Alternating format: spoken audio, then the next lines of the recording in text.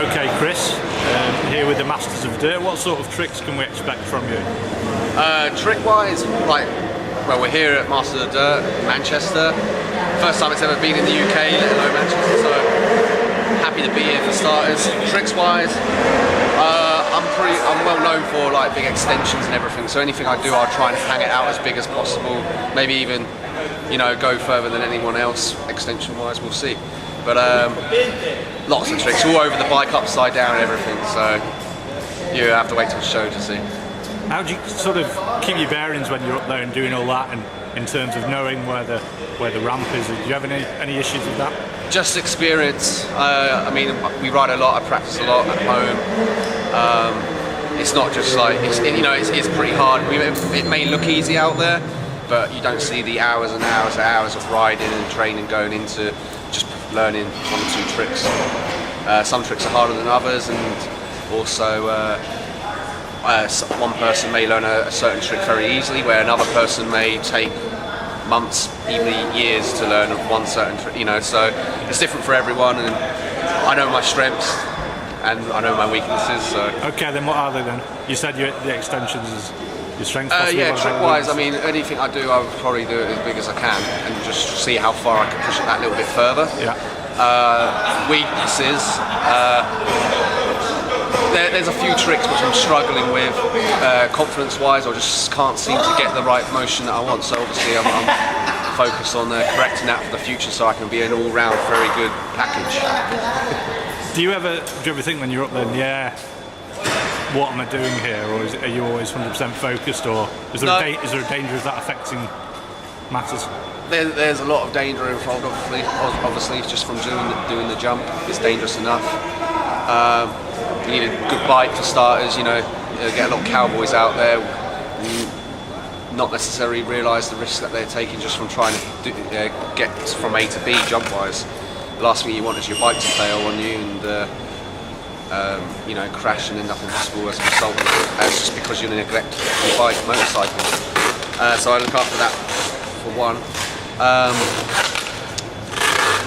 Forgotten the question. I was just talking about, do you feel the fear at all? Or? Yeah. I mean, you do get scared, and it's good to scare yourself.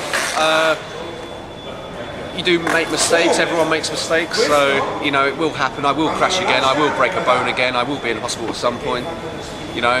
Whether it's this year, whether it's tonight, we'll have to wait and see. But normally, I know what I'm doing, and I get paid to ride my bike, and that's because I can ride safe, or I can ride at a reasonable level safely. So you're as safe as possible. You don't look too nervous about it anyway. No.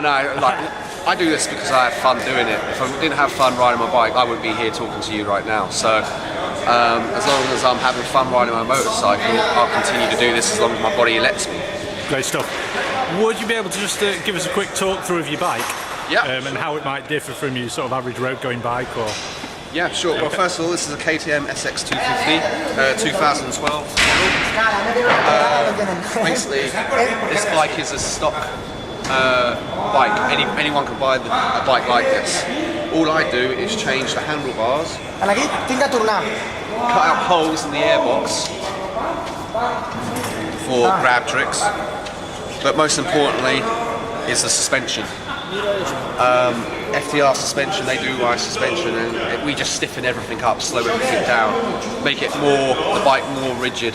It's just so when you were to make a mistake from trying a new jump, whether you come up short or over jump it, you need good suspension.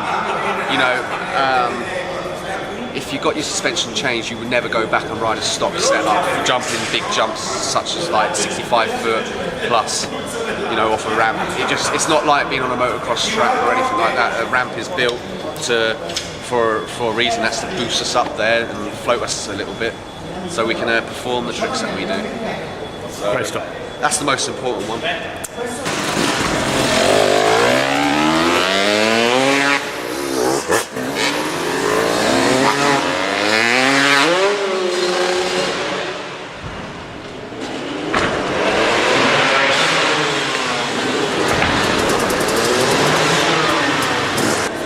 Okay, Sam, so you're here for the Masters of Dirt event. What Yeah. can we expect?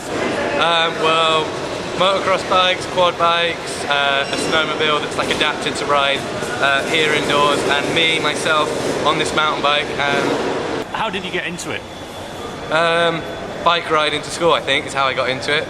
Met friends in the bike sheds there who had cool bikes, and found out that it was like a real sport, and they took me out one weekend, and yeah, I've been out pretty much every weekend since then, and I'm completely hooked on it. I can't do anything else.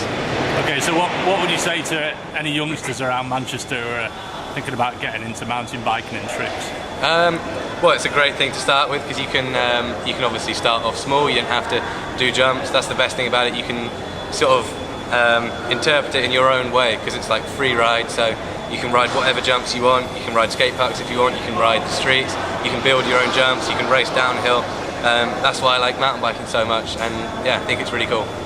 And what's been your scariest moment on a bike? Any major wipeouts? Yeah, all the time, but they happen quite quick. You don't have much time to get scared of it. All the contests now, the jumps are so big, you turn up, and first run's always scary, but as long as first run goes okay, normally you're fine. And yeah. And no problems about performing in front of these big audiences?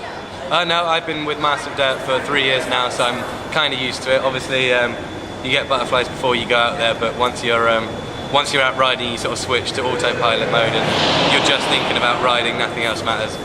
So here's my Polygon mountain bike, which I'll be riding in the show. It's got suspension on the front, as you can see. We've got RockShox suspension, but no suspension on the back. We don't really need it. As long as you land smooth, you don't need it, which hopefully is the plan. That just keeps it light. I've got one gear, as you can see, to save with cables and to save weight as well. I have one brake, which is just on the back, again to save weight, and to save, like, just in case I take my hand off. If I grab the front brake, or plastic seat to save weight, it's really low to get out the way. Most things on this bike are just like a mix between being really strong and really light.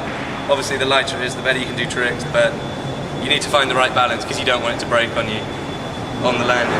And so yeah, that's it.